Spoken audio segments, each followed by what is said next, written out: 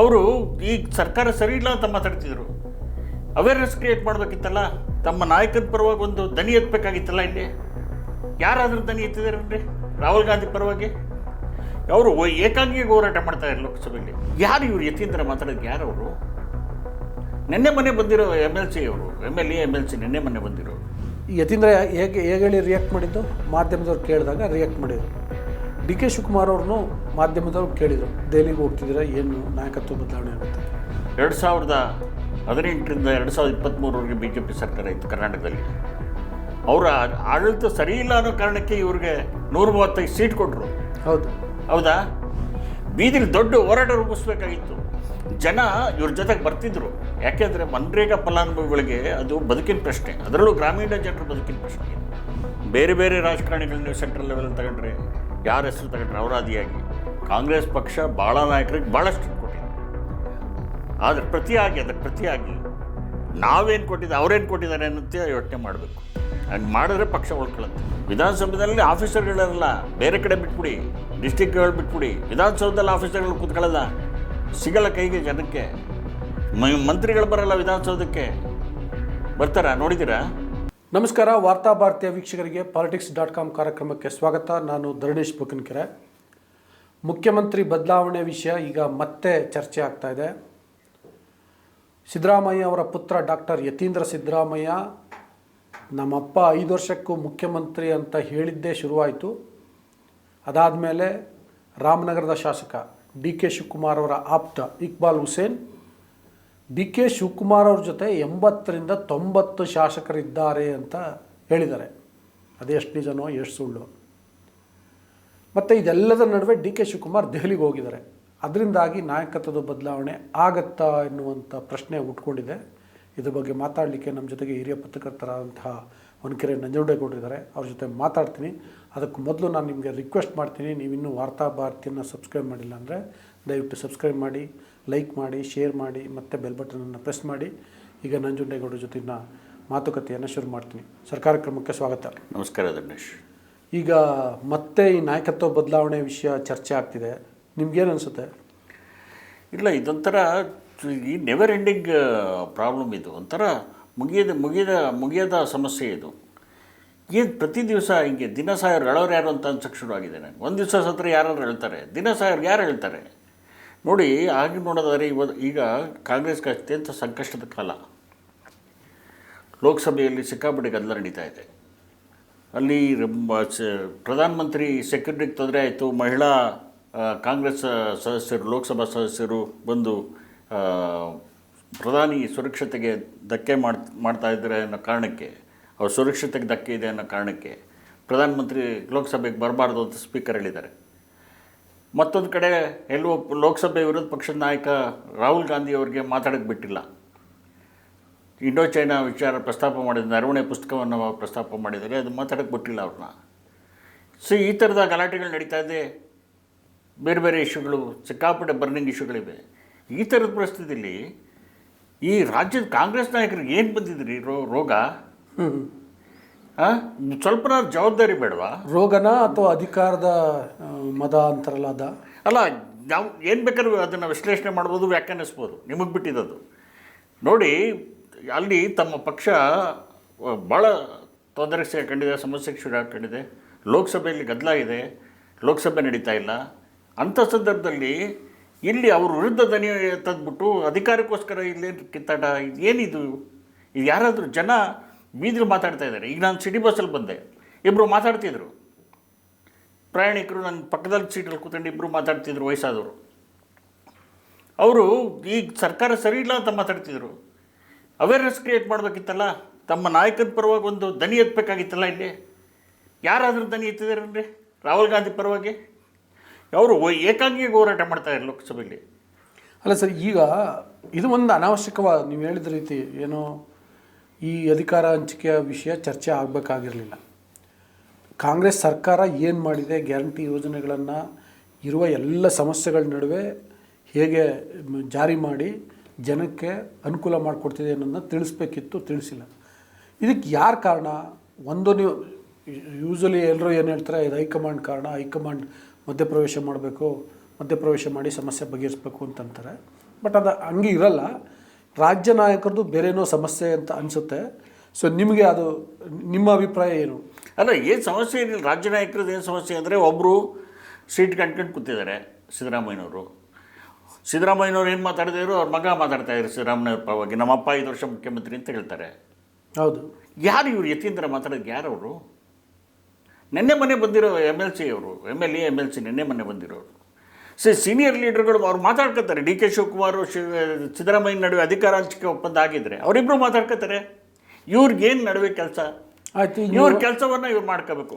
ಆ ಕಡೆ ಇಕ್ಬಾಲ್ ಹುಸೇನ್ ಮಾತಾಡ್ತಾರೆ, ನಮಗೆ 80-90 ಜನ ಶಾಸಕರು DK ಶಿವಕುಮಾರ್ ಪರವಾಗಿದ್ದಾರೆ, ಅವರು ಮುಖ್ಯಮಂತ್ರಿ ಆಗಬೇಕು ಅಂತೇಳಿ ಬಯಸ್ತಾ ಇದ್ದಾರೆ. ಇವರೆಲ್ಲ ಯಾರು? ಇವರೆಲ್ಲ ನೋಡಿ, ಪಕ್ಷ ಕಷ್ಟದಲ್ಲಿದ್ದಾಗ ಪಕ್ಷವ ಕೈವನ್ನು ಬಲಪಡಿಸುವಂಥ ಕೆಲಸವನ್ನು ಪ್ರತಿಯೊಬ್ಬರು ಮಾಡಬೇಕು. ಅವರು ಸಚಿವರಿರಲಿ, ಶಾಸಕರಿರಲಿ, ಈಗ ನೀವು ಕಾರ್ಯಕರ್ತರಿರಲಿ. ಯತೀಂದ್ರ ಸಿದ್ದರಾಮಯ್ಯ ಮತ್ತು ಇಕ್ಬಾಲ್ ಹುಸೇನ್ ಹೇಳಿದ್ರಿ. ಸ್ವತಃ DK ಶಿವಕುಮಾರ್ ಯತೀಂದ್ರ ಹೇಳಿ ರಿಯಾಕ್ಟ್ ಮಾಡಿದ್ದು? ಮಾಧ್ಯಮದವ್ರು ಕೇಳಿದಾಗ ರಿಯಾಕ್ಟ್ ಮಾಡಿದರು. DK ಶಿವಕುಮಾರ್ ಅವ್ರನ್ನೂ ಮಾಧ್ಯಮದವ್ರು ಕೇಳಿದರು, ದೆಹಲಿಗೆ ಹೋಗ್ತಿದ್ದೀರಾ, ಏನು ನಾಯಕತ್ವ ಬದಲಾವಣೆ ಆಗುತ್ತಾ? ಇಲ್ಲ, ಆ ವಿಷಯ ಚರ್ಚೆ ಮಾಡಲ್ಲ ಅಂದರೆ ಮುಗೀತು. ಇವರು ಕೂಡ ಅಡ್ಗೋಡೆ ಮೇಲೆ ದೀಪ ಇಟ್ಟಂಗೆ ಬೇರೆ ಇನ್ನೊಂದೇನೋ ವ್ಯಂಗ್ಯಗಳು ಅರ್ಥಗಳು ಬರೋ ಥರ, ನನಗೆ ಪ್ರಾರ್ಥನೆ ಫಲಿಸುತ್ತೆ, ಪೂಜೆ ಫಲಿಸುತ್ತೆ, ಪ್ರಯತ್ನ ಫಲಿಸುತ್ತೆ ಅಂತ ಹಿಂಗೆ ಏನೇನೋ ಟ್ವೀಟ್ ಮಾಡ್ದ. ಸ್ವತಃ DK ಶಿವಕುಮಾರ್ ಸಮಸ್ಯೆ ಸೃಷ್ಟಿ ಮಾಡ್ತಿದ್ದಾರಲ್ಲ. ಅಲ್ಲ, ಹೌದು, ಅದು ತಪ್ಪೇ. ನಾನು ಅದನ್ನು DK ಶಿವಕುಮಾರ್ ಸಮರ್ಥಿಸ್ತಾ ಇಲ್ಲ. ನಾನು KPCC ಅಧ್ಯಕ್ಷ DK ಶಿವಕುಮಾರ್ ಅಲ್ಲ, ಉಪಮುಖ್ಯಮಂತ್ರಿ ಅಲ್ಲ, ಅವರು ನೀವು KPCC ಅಧ್ಯಕ್ಷರವರು. ಅದನ್ನೇ KPCC ಅಧ್ಯಕ್ಷ ಸ್ಥಾನವನ್ನು ಗಮನದಲ್ಲಿ ಇಟ್ಕೊಂಡು, ಆ ಜವಾಬ್ದಾರಿಗಳನ್ನ ಗಮನದಲ್ಲಿ ಇಟ್ಕೊಂಡು ಅವ್ರು ಮಾತಾಡಬೇಕು. ಯತೀಂದ್ರ ಮಾತಾಡ್ದ, ಇನ್ನೂ ಏನು ಮಾತಾಡಿದ್ರು? ಪ್ರಬುದ್ಧತೆ ಇರಲಿಲ್ಲ ಅಂತ ಅನ್ಕೊಳ್ಳೋಣ, ರಾಜಕೀಯ ಪ್ರಬುದ್ಧತೆ ಇಲ್ಲ, ರಾಜಕೀಯ ಪಕ್ವವಾಗಿಲ್ಲ ಅಂತ ಅನ್ಕೊಳ್ಳೋಣ. ಆದರೆ ಯತೀಂದ್ರ ಮಾತಾಡಿದ ತಕ್ಷಣ ಇವರು DK ಶಿವಕುಮಾರ್ ಅದಕ್ಕೆ ವ್ಯಂಗ್ಯವಾಗಿ ಏನು ಹೇಳಿದ್ರು? ಅವರೇ ನಮ್ಮ ಹೈಕಮಾಂಡ್ ಅಂದರು. ಹೇಳೋ ಅಗತ್ಯ ಏನಿತ್ತು? ಈಗ DK ಶಿವಕುಮಾರ್ಗೆ ಯತೀಂದ್ರಗೆ ಯಾವ ಲೆಕ್ಕದಲ್ಲಿ ತಾಳಮೇಳ? ಯಾವುದೂ ಇಲ್ಲ. ಏನು ಹುಡುಗ ಮಾತಾಡ್ಕೊತಾನೆ ಬಿಡಿ ಅಂತ DK ಶಿವಕುಮಾರ್ ಸುಮ್ಮನೆ ಇರ್ಬೋದಾಗಿತ್ತು. ಇದೇನಾಗುತ್ತೆ, ಉರಿಯೋದ್ರೊಳಗೆ ಪ್ರತಿಯೊಬ್ಬರು ಉಪ್ಪಾಕಂತ ಹೋದರೆ ಪಕ್ಷ ದುರ್ಬಲ ಆಗ್ತದೆ. ನೋಡಿ, ಜನ 2018ರಿಂದ 2023ವರೆಗೆ BJP ಸರ್ಕಾರ ಇತ್ತು ಕರ್ನಾಟಕದಲ್ಲಿ. ಅವರ ಆಡಳಿತ ಸರಿ ಇಲ್ಲ ಅನ್ನೋ ಕಾರಣಕ್ಕೆ ಇವ್ರಿಗೆ 135 ಸೀಟ್ ಕೊಟ್ಟರು. ಹೌದಾ? ಏನು ಜನರಿಗೆ ಹಂಗಾರೆ ಅವ್ರ ಗೌರವ ಬೇಡವ ಜನರಿಗೆ? ಇವ್ರನ್ನ ಯಾಕೆ ಬೆಂಬಲಿಸ್ಬೇಕಾಯ್ತು ಜನ? ಏನು ಮಾಡಿದ್ದಾರೆ ಜನರಿಗೋಸ್ಕರ? ನೀವು ಹೇಳಿದಾಗ 5 ಇದು ಬಿಟ್ಟರೆ, ಗ್ಯಾರಂಟಿಗಳು ಬಿಟ್ಟರೆ ಮತ್ತೇನು ಮಾಡಿದ್ದಾರೆ ಕರ್ನಾಟಕ ಜನರಿಗೆ? ಹೇಳಿ ನೋಡೋಣ. ಸರ್ಕಾರ ನಡೆಸೋದು ರೀತಿನ ಇದು? ನೋಡಿ, ಹೇಳಿ ನೋಡೋಣ. ಒಂದು ಕಡೆ ಜಾರ್ಜು ರಾಜೀನಾಮೆ ಕೊಡೋಕೆ ಮುಂದಾಗ್ತಾರೆ. ಇಲ್ಲ, ಅದು ಸುಳ್ಳು. ನೋಡಿ, ಅದೆಲ್ಲ ಸುಳ್ಳು ಕಥೆಯ. ನೋಡಿ, ಹೊಗೆ ಇಲ್ಲದೆ, ಬೆಂಕಿ ಇಲ್ಲದೆ ಹೊಗೆ ಆಡಲ್ಲ. ನೀವು ಸುಳ್ಳು ಅಂತ ಹೇಳ್ಬೋದು. ನನ್ನ ಸೋರ್ಸಸ್ ಹೇಳ್ತಾ ಇದೆ ಅವರು ಬೇಜಾರಾಗಿದ್ದರು, ಅದಕ್ಕೆ ಕೊಡೋಕೆ ಹೋಗಿದ್ರು ಅಂತ ನನ್ನ ಸೋರ್ಸಸ್ ಹೇಳುತ್ತೆ. ಅಲ್ಲ, ಓಕೆ, ಐ ಅಗ್ರಿ. ರಾಜೀನಾಮೆ ಕೊಡೋಕೆ ಹೋಗಿದ್ರು ಅಂದರೆ ಒಂದು ಏನೋ ಪೊಲಿಟಿಕಲ್ ರೀಸನ್ನು ರಾಜೀನಾಮೆ ಕೊಡೋಕೆ ಹೋಗಿದ್ರು. ಸರ್ಕಾರ ಸರಿಯಿಲ್ಲ ಅಂತ ಹೇಳ್ತಿದ್ರಿ. ಓಕೆ, ಖಂಡಿತ 135 ಜನರ ಶಾಸಕರನ್ನ ಆರಿಸಿದಂತಹ ಜನಕ್ಕೆ ಇವ್ರು ಕೊಡುವಂಥ ಕೊಡುಗೆಗಳು ಇವೆಲ್ಲ ಬೇರೆ ಥರ ಇರಬೇಕಿತ್ತು. ಮತ್ತು ಪೊಲಿಟಿಕಲಿ ಕೂಡ ಒಂದು ಇಷ್ಟು ದೊಡ್ಡ ಮಟ್ಟದಲ್ಲಿ ಗೆದ್ದು ಜೊತೆಗೆ ಗ್ಯಾರಂಟಿ ಯೋಜನೆಗಳನ್ನು ಕೊಟ್ಟು ಕಾಂಗ್ರೆಸ್ ಪಕ್ಷ ಮತ್ತು ಕಾಂಗ್ರೆಸ್ ಸರ್ಕಾರ ಇನ್ನಷ್ಟು ಅಸರ್ಟಿವ್ ಆಗಿರಬೇಕಿತ್ತು. ಭಾಳ ಅಗ್ರೆಸಿವ್ ಆಗಿ ಹೋಗ್ಬೇಕಾಗಿತ್ತು. ನೋಡಿ, ಸಿದ್ದರಾಮಯ್ಯನವ್ರ ಬಗ್ಗೆ ನನಗೆ ಭಾಳ ಗೌರವ, ಸಿಕ್ಕಾಪಟ್ಟೆ ಗೌರವ ಅಂದರೆ ಸಿಕ್ಕಾಪಟ್ಟೆ ಗೌರವ. ಯಾಕೆ ಅಂದರೆ ಅವ್ರ ತಾಕತ್ತಿನ ಬಗ್ಗೆ ನನಗೆ, ಅವರ ಕಮಿಟ್ಮೆಂಟು, ತಾಕತ್ತುಗಳು ಎಲ್ಲ ನನಗೆ ಭಾಳ ಇದು. ಆದರೆ ಯಾಕೋ ಈ ಸರಿ ಸ್ವಲ್ಪ ಸೌಮ್ಯ ಆಗಿಬಿಟ್ಟಿದ್ದಾರೆ ಅವರು ಅಂತ ಅನಿಸುತ್ತೆ. ನೋಡಿ, ಮನ್ರೇಗಾ ವಿಚಾರದಲ್ಲಿ ಸಿದ್ದರಾಮಯ್ಯ ಅವ್ರು ಸ್ವಲ್ಪ ಏನೋ ಅಗ್ರೆಸಿವ್ ಆದರೆ ದುರಾಂಕಾರ ಅಂತಾರೆ. ಸಿದ್ದರಾಮಯ್ಯನವ್ರ ವಿಚಾರದಲ್ಲಿ ಯಾರು ಹಂಗಲ್ಲ. ಸಿದ್ದರಾಮಯ್ಯನವ್ರನ್ನ ನಾನು 1981ನೇ ಇಸ್ವಿಯಿಂದಲೂ ನೋಡ್ತಾ ಇದ್ದೀನಿ. ನಾನು ಕಾಲೇಜಿಗೆ ಬಂದಿದ್ದ ದಿವಸಗಳಿಂದಲೂ ನೋಡ್ತಾ ಇದ್ದೀನಿ. ಮೈಸೂರಿನಿಂದ ನಾನು ಬಂದವನು, ಸಿದ್ದರಾಮಯ್ಯನವರು ಮೈಸೂರಿನವರು. ಆ ದಿನಗಳಿಂದಲೂ ನೋಡ್ತಾ ಇದ್ದೀನಿ ನಾನು. ಆದರೆ ಸಿದ್ದರಾಮಯ್ಯನವ್ರ ವಿಚಾರದಲ್ಲಿ, ಅವ್ರ ಮಾತಿನ ದಾಟಿ ವಿಚಾರದಲ್ಲಿ, ಹಾವಭಾವಗಳ ವಿಚಾರದಲ್ಲಿ ಅವರು ಸಹಜ, ಅದು ನ್ಯಾಚುರಲ್. ಅದು ಅವ್ರು ಯಾರು ದುರಹಂಕಾರ ಅಂತ ಇವತ್ತರೂ ನಾನು ಎಲ್ಲೂ ಕೇಳಿದ್ರು. ಸಿದ್ದರಾಮಯ್ಯನವ್ರು ದುರಹಂಕಾರ ಅಂತ ಮಾತಾಡೋದು ನೀವು ಕೇಳಿದ್ದೀರಾ? ಅವ್ರು ಇರೋದೇ ಹಂಗೆ ಅಂತೀವಿ ನಾವು. ಆಯ್ತು, ಈಗ ಸಿದ್ದರಾಮಯ್ಯ ಏನು ಮಾಡಬೇಕಿತ್ತು? ಸಿದ್ದರಾಮಯ್ಯನವ್ರು ಏನು ಮಾಡಬೇಕಾಗಿತ್ತು ನೋಡಿ, ಇದನ್ನು ಈ ಸಂದರ್ಭದಲ್ಲಿ ಈ ಗಲಾಟೆಗಳನ್ನ ನಡೀದೇ ಇದ್ದಂಗೆ ತಡಿಬೋದಾಗಿತ್ತು. DK ಶಿವಕುಮಾರ್ ಹೇಗೆ? ಅಲ್ಲ, ಈಗ ಹೈಕಮಾಂಡ್ನವರು ಹೇಳಿದರು ಇವರಿಬ್ಬರು ಕೂತು ಮಾತಾಡಿ ಅಂತ. ಅವ್ರ ಮನೇಲಿ ಒಂದು ಬ್ರೇಕ್ಫಾಸ್ಟ್ ಮೀಟಿಂಗ್ ಆಯಿತು, ಇವ್ರ ಮನೇಲಿ ಒಂದು ಬ್ರೇಕ್ಫಾಸ್ಟ್ ಮೀಟಿಂಗ್ ಆಯಿತು. ಸಿದ್ದರಾಮಯ್ಯರು ಮತ್ತು ಡಿ ಕೆ ಶಿವಕುಮಾರ್ ಎಲ್ಲರೂ ಕರೆದು ಒಂದು ಮೀಟಿಂಗ್ ಮಾಡಿ ಯಾರೂ ಈ ವಿಚಾರದ ಬಗ್ಗೆ ಮಾತಾಡಬಾರ್ದಪ್ಪ, ಸಕಾಲದಲ್ಲಿ ಸೂಕ್ತ ಕಾಲದಲ್ಲಿ ಪಕ್ಷದ ಹೈಕಮಾಂಡ್ ತೀರ್ಮಾನ ತಗೊಳುತ್ತೆ ಅಂತ ಹೇಳ್ಬೋದಾಗಿತ್ತು. ಯಾಕೆ ಹೇಳಲಿಲ್ಲ ಯಾರು? ಇಬ್ಬರು ಎರಡು ಮೀಟಿಂಗ್ ಸೇರಿದ್ರ ಅದರ ಇದೇನು ರಿಸಲ್ಟ್ಸ್ ಏನು, ಔಟ್ಕಮ್ ಏನು? ಏನಾಗುತ್ತೆ, ಪಕ್ಷ ವೀಕ್ ಆಗ್ತಾ ಹೋಗುತ್ತೆ. ಅಲ್ಲ, ಆಕ್ಚುಲಿ ಆಮೇಲೆ ತಣ್ಣಗಾಗಿತ್ತು. ಶುರು ಮಾಡಿದ ಯತೀಂದ್ರ ಸಿದ್ದರಾಮಯ್ಯ ಮಾಡಬಾರ್ದಾಗಿತ್ತು. ಯತೀಂದ್ರ ಸಿದ್ದರಾಮಯ್ಯ ಮಾಡಬಾರ್ದು. ಸಿದ್ದರಾಮಯ್ಯನವರು ಅವ್ರು ಕಿವಿ ಹಿಂಡಬೇಕಾಗಿತ್ತು. ಹಿಂದೆನೂ ನಾವು ಇದೇ ಜಾಗದಲ್ಲಿ ನೀವು ಕೂತೀವಿ, ನಾವು ಕೂತೀವಿ, ಮಾತಾಡಿದ್ದೀವಿ ಈ ಜಾಗದಲ್ಲಿ. ಯತೀಂದ್ರ ಸಿದ್ದರಾಮಯ್ಯನವ್ರ ಕರೆದು ಬುದ್ಧಿವಾದ ಹೇಳಬೇಕಾಗಿತ್ತು, ಕಿವಿ ಹಿಂಡಬೇಕಾಗಿತ್ತು. At the same time KPCC ಅಧ್ಯಕ್ಷರು ನೋಟಿಸ್ ಕೊಡಬೇಕಾಯ್ತು. ಯಾರು ಪಕ್ಷದ ವಿರುದ್ಧವಾಗಿ ಹೇಳಿದೆ ಅದನ್ನ ನೋಟಿಸ್ ಕೊಡಬೇಕು. ಅದು ಇಕ್ಬಾಲ್ ಇರಲಿ, ಯತೀಂದ್ರ ಇರಲಿ, ಇನ್ಯಾರು XYZಗಳಿರಲಿ, ಮಾತಾಡಬಾರ್ದು. ಯಾಕೆ ಮಾತಾಡಬೇಕು? ಪಕ್ಷದ ಇಂಟರ್ನಲ್ ಮ್ಯಾಟ್ರ್ಗಳನ್ನ ಬೀದಿಲಿ ನಿಂತ್ಕೊಂಡು ಚರ್ಚೆ ಮಾಡೋಕ್ಕಾಗತ್ತಾ? ನೋಡಿ, ಅದಕ್ಕೊಂದು ಪ್ಲಾಟ್ಫಾರ್ಮ್ ಇರುತ್ತೆ, ಅದಕ್ಕೊಂದು ಫೋರಮ್ ಇರುತ್ತೆ, ಅಲ್ಲಿಗೆ ಕುತ್ಕೊಂಡು ಚರ್ಚೆ ಮಾಡಬೇಕು. ಈಗ ರಾಜಕಾರಣದಲ್ಲಿ ಯಾರೂ ಇದನ್ನೆಲ್ಲ ಹೇಳಲ್ಲ. ಆದರೆ ಎಲ್ರಿಗೂ ಗೊತ್ತಿರುವಂಥ ವಿಷಯ ಏನಪ್ಪ ಅಂದರೆ, ಡಿ ಕೆ ಶಿವಕುಮಾರೇ ಇಕ್ಬಾಲ್ ಹುಸೇನ್ ಕೇಳಿ ಮಾತಾಡ್ತಿರ್ತಾರೆ. ಇದು ಎಲ್ಲ ಪಕ್ಷದಲ್ಲಿ ಎಲ್ಲ ನಾಯಕರು ಎಲ್ಲ ಮಾಡೋದೇ ಹಾಗೆ. ಸೊ ಹಂಗಾಗಿ ಅವರೇ ಮಾತಾಡ್ಸ್ಬಿಟ್ಟು ಅವರೇ ಹೆಂಗೆ ನೋಟಿಸ್ ಕೊಡ್ಲಿಕ್ಕೆ ಸಾಧ್ಯ? ನೋಟಿಸ್ ಕೊಡಬೇಕು. ಸಿದ್ದರಾಮಯ್ಯನವ್ರು ಹೇಳ್ಬೋದಲ್ಲ, ನೋಟಿಸ್ ಕೊಡ್ರಿ, ಹಿಂದೆ ಒಂದು ಕೊಟ್ಟಿದ್ರು ಅನ್ಸುತ್ತೆ. ಯತೀಂದ್ರಿಗೂ ನೋಟಿಸ್ ಕೊಡಿ, ಇವ್ರಿಗೂ ನೋಟಿಸ್ ಕೊಡಿ ಅಂತ ಹೇಳ್ಬೋದಿತ್ತಲ್ಲ ಸಿದ್ದರಾಮಯ್ಯನವರು. ನೋಡಿ, ಮನ್ರೇಗಾ ವಿಚಾರ ಬಂತು, ವಿಧಾನಸಭೆ ನಡೀತು. ಮನ್ರೇಗಾ ವಿಚಾರ ಏನು ಸೀರಿಯಸ್ ಚರ್ಚೆ ನಡೀತಾ ವಿಧಾನಸಭೆಯಲ್ಲಿ? ನನಗಂತೂ ಅನಿಸಿಲ್ಲಪ್ಪ ಸೀರಿಯಸ್ ಚರ್ಚೆ ನಡೀತು ಅಂತ. ಎಷ್ಟು ಸೀರಿಯಸ್ ಆಗಿ ಚರ್ಚೆ ಮಾಡಬೇಕಾಗಿತ್ತು ಇಶ್ಯೂವನ್ನು ಇಟ್ಕೊಂಡು. ಎಷ್ಟು 2 ಸಲ ಬರ್ತಿದ್ದೀನಿ ನಾನು, ಚೆನ್ನಾಗಿ ಸೀರಿಯಸ್ ಆಗಿ ಮಾಡಿಲ್ಲ, ಇವರು ಸೀರಿಯಸ್ನೆಸ್ ಇಲ್ಲ. ಹೆಂಗೆ ಅದನ್ನು ಇಶ್ಯೂ ಮಾಡಬೇಕಾಗಿತ್ತು? ಬೀದಿಲಿ ದೊಡ್ಡ ಹೋರಾಟ ರೂಪಿಸ್ಬೇಕಾಗಿತ್ತು. ಜನ ಇವ್ರ ಜೊತೆಗೆ ಬರ್ತಿದ್ರು. ಯಾಕೆಂದರೆ ಮನ್ರೇಗಾ ಫಲಾನುಭವಿಗಳಿಗೆ ಅದು ಬದುಕಿನ ಪ್ರಶ್ನೆ, ಅದರಲ್ಲೂ ಗ್ರಾಮೀಣ ಜನರ ಬದುಕಿನ ಪ್ರಶ್ನೆ, ಇದು ಕೃಷಿ ಕಾರ್ಮಿಕರ ಬದುಕಿನ ಪ್ರಶ್ನೆ. ಅವರ ಹೊಟ್ಟೆಗೆ ಏಟು ಬೀಳುತ್ತೆ ಅಂದರೆ ಗ್ಯಾರಂಟಿ ಬರೋರು ಯಾರು ಬಾದರ್ ಮಾಡ್ತಿಲ್ಲ.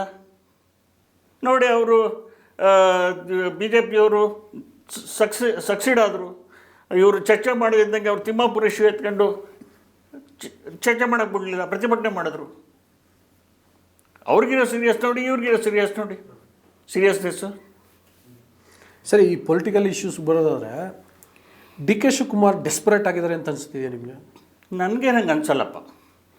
ನನಗೆ ಹಂಗೆ ಅನ್ನಿಸ್ತು. ಯಾಕೆಂದರೆ ನೋಡಿ, ನಿಮ್ಗಾಗಲೇ ಹೇಳಿದ್ನಲ್ಲ, ದೆಹಲಿಗೆ ಹೋಗ್ತೀನಿ ಅಂತಂದಾಗ ಓಕೆ, ಅಸ್ಸಾಂ ಚುನಾವಣೆಗೆ ಸಂಬಂಧಪಟ್ಟಂಗೆ ಕೆಲಸ ಇದೆ, ನಾನು ಹೋಗ್ತೀನಿ ಅಂತ ಹೇಳ್ಬೋದು. ನಾನು ನಾಯಕರನ್ನ ಭೇಟಿ ಮಾಡ್ತೀನಿ, ನಾನು ಯಾರನ್ನ ಸಮಯಾವಕಾಶವನ್ನು ಕೇಳಿದ್ದೀನಿ, ಯಾರು ನಮಗೆ ಕೊಡ್ತಾರೆ ಅದನ್ನು ನಿಮ್ಮ ಮುಂದೆ ಹೇಳೋಕ್ಕಾಗಲ್ಲ. ಈ ಥರದ್ದೆಲ್ಲ ಸುಮ್ಮನೆ ಕಥೆಯೆಲ್ಲ ಹೇಳೋ ಅಗತ್ಯ ಇರಲಿಲ್ಲಲ್ವ? ಅವರು ಕೂಡ ಇಶ್ಯೂನ ಜೀವಂತವಾಗಿ ಇಡಬೇಕು ಅಂತ ಮಾಡ್ತಿರುವಂಥ ನಾಟಕಗಳು ತಾನೇ ಇವೆಲ್ಲ. ಸರ್, ನೋಡಿ ಹೇಳ್ತೀನಿ, ಶಿವಕುಮಾರ್ ಕೂಡ ಸೀಸನ್ ಪಾಲಿಟಿಷಿಯನ್ನಾಗಿ ವರ್ತಿಸ್ಬೇಕಾಗಿತ್ತು. ವರ್ತಿಸಿದಾರ? ಅವರು ಬರೀ ಡೆಪ್ಟಿ ಚೀಫ್ ಮಿನಿಸ್ಟರ್ ಅಲ್ಲ, KPCC ಅಧ್ಯಕ್ಷರು.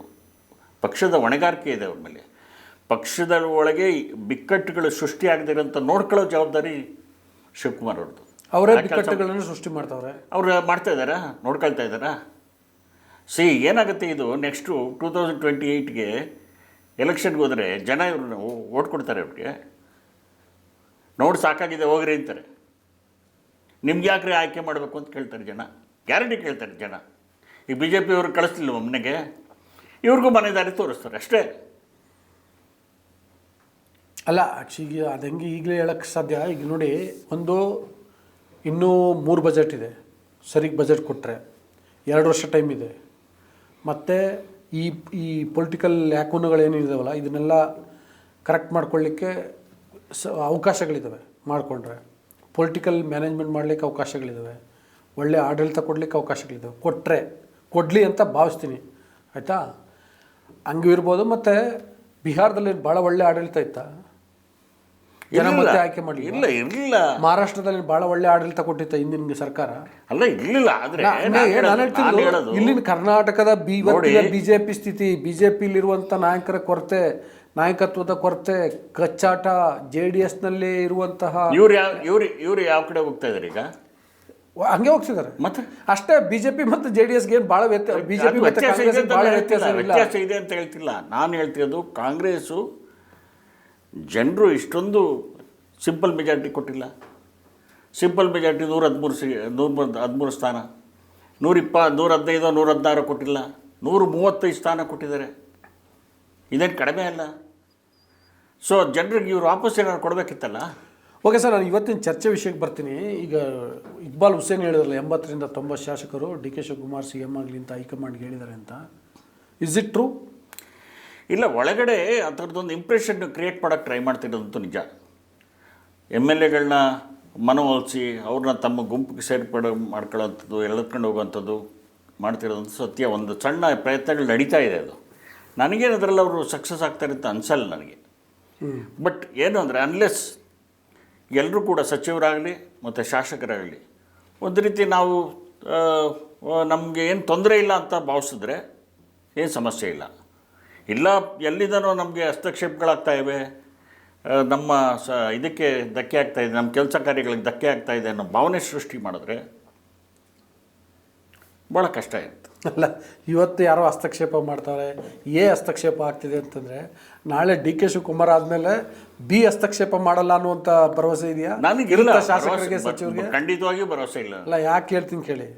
ಈಗಲೇ KPCCಯನ್ನು, ಕರ್ನಾಟಕ ಪ್ರದೇಶ ಕಾಂಗ್ರೆಸ್ ಸಮಿತಿಯನ್ನು ಕನಕಪುರ ಕಾಂಗ್ರೆಸ್ ಸಮಿತಿ ಅನ್ನೋ ರೀತಿ ವ್ಯಾಖ್ಯಾನ ಮಾಡ್ತಾರೆ. ನೋಡಿ ಸರ್, ಯಾರು ಡಿ ಕೆ ಸುರೇಶ್ ಮೇಲೆ ಆ ಥರದೊಂದು ಆರೋಪ ಇದೆ. ಅಲ್ಲ, ನಾನು ಹೇಳಿದ್ರಲ್ಲ, ನೀವು ನೇರವಾಗಿ ಯಾರ್ದು ಹೆಸರು ಹೇಳಿಲ್ಲ, ನಾನು ಹೇಳ್ತೀನಿ. ಈಗ ಯತೀಂದ್ರನ ಆಕ್ಷೇಪದ ಬಗ್ಗೆ ಮಾತನಾಡುವಂತಹ ಶಾಸಕರು, ಸಚಿವರಿಗೆ ಡಿ ಕೆ ಸುರೇಶ್ ಭಯ ಇಲ್ಲದೆ ಇರುತ್ತಾ? ನೋಡಿ, ನಾನು ಹೇಳ್ತೀನಿ, ಯಾರೂ ಕೂಡ ಪಕ್ಷವನ್ನು ಹೈಜಾಕ್ ಮಾಡಬಾರ್ದು. ಅದು ಡಿ ಕೆ ಶಿವಕುಮಾರ್ ಈಗ ಆಗಿಲ್ವಾ? ಸುರೇಶ್ ಆಗಲಿ, ಅಲ್ಲ, ಈಗ ಆಗಿಲ್ವಾ? ಡಿ ಕೆ ಸುರೇಶ್ ಆಗಲಿ. ಸರಿ, ನನ್ನ ನೇರ ಪ್ರಶ್ನೆ, ಈಗ Congress party D K Shivakumar ಮತ್ತೆ ಡಿ ಕೆ ಸುರೇಶ್ ಅವರಿಂದ ಹೈಜಾಕ್ ಆಗಿಲ್ವಾ? ಅಲ್ಲ, ಅದು ನಾನು ಹೇಳ್ತೀನಲ್ಲ ನಿಮಗೆ, ನನಗನ್ಸುತ್ತೆ ಅವರವರ ಭಾವಕ್ಕೆ ನೀವು ಹೆಂಗ್ ಬೇಕಾದ್ರೆ ಇಂಟರ್ಪ್ರಿಟ್ ಮಾಡ್ಬೋದು. ಜನ ಹೆಂಗ್ ನೋಡ್ತಾರೆ ಅನ್ನೋದು ಇಂಪಾರ್ಟೆಂಟ್. ನಾವು ನೀವು ಹೆಂಗ್ ನೋಡ್ತೀವಿ, ಕಾಂಗ್ರೆಸ್ನವ್ರು ಮಾತಾಡ್ತಾರೆ. ಕಾಂಗ್ರೆಸ್ ಸಮಿತಿ ಅಂತ KPCC ನಾನು ಹೇಳೋದೇನು ಅಂದರೆ, ನಿಮಗೆ ಕಾಂಗ್ರೆಸ್ ಪಕ್ಷ ಇಷ್ಟೆಲ್ಲ ಕೊಟ್ಟಿದೆ. ಎಲ್ಲೋ ಇದ್ದಂಥ ಡಿ ಕೆ ಶಿವಕುಮಾರ್ ಕರ್ಕೊಂಬಂದು ಉಪಮುಖ್ಯಮಂತ್ರಿ ಮಾಡಿದ್ದಾರೆ, ಪಕ್ಷ ಕಟ್ಟಿದ್ದಾರೆ, ಸಂಕಷ್ಟದಲ್ಲಿ ಪಕ್ಷದ ಜೊತೆಗೆ ನಿಂತಿದ್ದಾರೆ. ಕನಕಪುರದಿಂದ ಕರ್ಕೊಂಬಂದು ಅವ್ರನ್ನ ಉಪಮುಖ್ಯಮಂತ್ರಿ ಸ್ಥಾನದವರೆಗೂ ತಂದು ಕೂರಿಸಿದೆ ಕಾಂಗ್ರೆಸ್ ಪಕ್ಷ. KPCC ಅಧ್ಯಕ್ಷ ಸ್ಥಾನ ಕೊಟ್ಟಿದೆ ಕಾಂಗ್ರೆಸ್ ಪಕ್ಷ.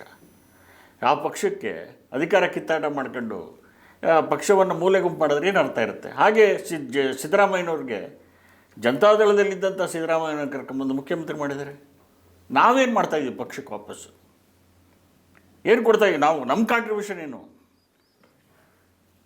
ಕಾಂಗ್ರೆಸ್ ಪಕ್ಷದೊಳಗೆ ನೀವು ನೋಡಿದ್ರೆ SM ಕೃಷ್ಣ ಅವರ ಆದಿಯಿಂದಾಗಿ, ಗುಲಾಂ ನಬಿ ಆಜಾದ್ ಅವರ ಆದಿಯಿಂದಾಗಿ, ಬೇರೆ ಬೇರೆ ರಾಜಕಾರಣಿಗಳು ನೀವು ಸೆಂಟ್ರಲ್ ಲೆವೆಲಲ್ಲಿ ತಗೊಂಡ್ರೆ, ಯಾರ ಹೆಸರು ತಗೊಂಡ್ರೆ ಅವರ ಆದಿಯಾಗಿ ಕಾಂಗ್ರೆಸ್ ಪಕ್ಷ ಭಾಳ ನಾಯಕರಿಗೆ ಭಾಳಷ್ಟು ಕೊಟ್ಟಿದೆ. ಆದರೆ ಅದಕ್ಕೆ ಪ್ರತಿಯಾಗಿ ನಾವೇನು ಕೊಟ್ಟಿದ್ದೆ, ಅವರೇನು ಕೊಟ್ಟಿದ್ದಾರೆ ಅನ್ನೋದೇ ಯೋಚನೆ ಮಾಡಬೇಕು. ಹಂಗೆ ಮಾಡಿದ್ರೆ ಪಕ್ಷ ಉಳ್ಕೊಳ್ಳುತ್ತೆ, ಇಲ್ಲಾಂದರೆ ಭಾಳ ಕಷ್ಟ. ಅದೇ ಯಾವ ಪಕ್ಷದಲ್ಲೂ ಇಲ್ಲ. ಈವನ್ BJP ದೃಷ್ಟಿಯಿಂದನೂ ಕೂಡ ಹಾಗೇನಾಗಲ್ಲ. ಆಲ್ವೇಸ್ ಇನ್ಸ್ಟಿಟ್ಯೂಷನ್ ಈಸ್ ಏನೋ ಅದು ಇಂಡಿವಿಜುವಲ್ಗಿನ್ನ ದೊಡ್ಡ ಸ್ಥಾನದಲ್ಲಿ ಇರುತ್ತೆ. ಇಲ್ಲಿ ಡಿ ಕೆ ಶಿವಕುಮಾರ್, ನಾನು ಆಗಲೇ ಹೇಳಿದ್ದು, ಪಕ್ಷದ ಅಧ್ಯಕ್ಷ ಆಗಿ ಅವರು ಈ ಥರ ಏನೋ ಅವರ ಮಾರ್ಮಿಕ ಮಾತುಗಳು, ವ್ಯಂಗ್ಯದ ಮಾತುಗಳು, ಅಡ್ಗೋಡೆ ಮೇಲೆ ದೀಪ ಇಟ್ಟ ರೀತಿ ಆಡುವಂಥ ಮಾತುಗಳು, ಇವುಗಳಿಂದ ಅವರು ಕೂಡ ಸ್ವತಃ ಸಮಸ್ಯೆಗಳನ್ನು ಸೃಷ್ಟಿಸ್ತಿಲ್ವಾ ಅನ್ನೋದು. ಅಲ್ಲ, ಎಲ್ಲರೂ ಸೃಷ್ಟಿ ಮಾಡ್ತಾ ಇದ್ದಾರೆ. ನಾನು ಆಗಲೇ ಹೇಳಿದ್ನಲ್ಲ, ಈಗ ಅವ್ರದ್ದೇನು ಡಿ ಕೆ ಶಿವಕುಮಾರ್ ಹೆಸರು ಹೇಳಿದೆ, ಇಕ್ಬಾಲ್ ಹುಸೇನ್ ಹೆಸರು ಹೇಳಿದೆ, ಡಿ ಕೆ ಸುರೇಶ್ ಹೆಸರು ನೀವು ಹೇಳಿದ್ರಿ. ನಾನು ಅದನ್ನು ಒಪ್ಕೊಂಡು ಡಿಸ್ಪ್ಯೂಟ್ ಮಾಡಲಿಲ್ಲ. ಓಕೆ, ಯತೀಂದ್ರ ಸಿದ್ದರಾಮಯ್ಯನ ಹೆಸರು ನಾನು ಹೇಳಿದೆ. BJP ಹೆಸರು ಹೇಳೋದಿಲ್ಲ. BJP ಒಳಗೆ ಏನಾಗುತ್ತೆ, ನಿಮಗೆ ಒಂದು ಮೋದಿಯ ನಾಮಬಲ ಇದೆ BJPಗೆ. ಅವರು ಗುಡುಗಿದ್ರೆ ಎಲ್ಲ ಬಾಲ ಮುಚ್ಕೊಂತಾರೆ BJP ನಾಯಕರುಗಳು. ಏನು ಒಂದು ಹೌದಲ್ವಾ? ಟೈಮ್ ಬೀಯಿಂಗ್ ಇದಾಗುತ್ತೆ. ಅಲ್ಲ, ಟೈಮ್ ಬೀಯಿಂಗ್ ಇಲ್ಲಿ ವಾತಾವರಣ ಇಲ್ವಲ್ಲ. ಜಯವಿರುವವರೆಗೆ ಭಯವಿಲ್ಲ ಅಂತ ಒಂದೇನೋ ಒಂದು ಮಾತಾಡ್ತಾರೆ, ಆಯಿತಾ? ನಾನೇನು ಕಂಪ್ಲೀಟ್ಲಿ ಸಬ್ಸ್ಕ್ರೈಬ್ ಮಾಡಲ್ಲ, ಇರಲಿ.